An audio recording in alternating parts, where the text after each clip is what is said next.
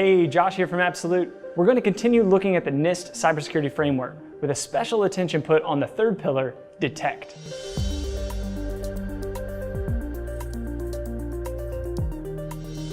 The real world doesn't seem all that interested in your cyber resilience. New threats, exposures, vulnerabilities, and blunders that can wreck the show. But here, we can lean on the techniques of the NIST CSF. Let's start with strange things happening. By definition, an anomaly is simply anything that deviates from the standard, the norm, or the expected.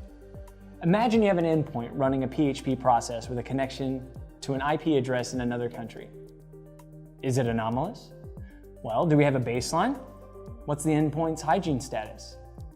Who's using it? Where is the device physically located? What were the activities this time last week, last month, last year, or any time period?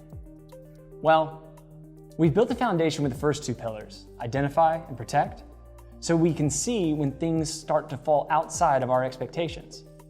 Within the detect pillar, we can see how anomalies are the what we need to detect, and continuous monitoring is when we need to detect it. Spoiler alert, always be watching. Start with a digital tether to your endpoints with a firmware-based module that has a persistent connection that never loses its grip on any device, which allows you to have a recursive index, updating your asset intelligence with new inputs from the real world.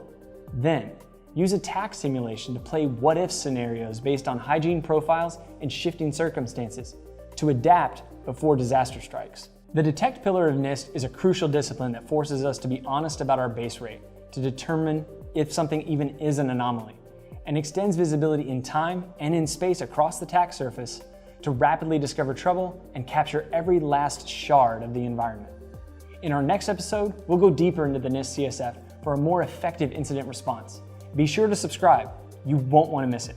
See you then.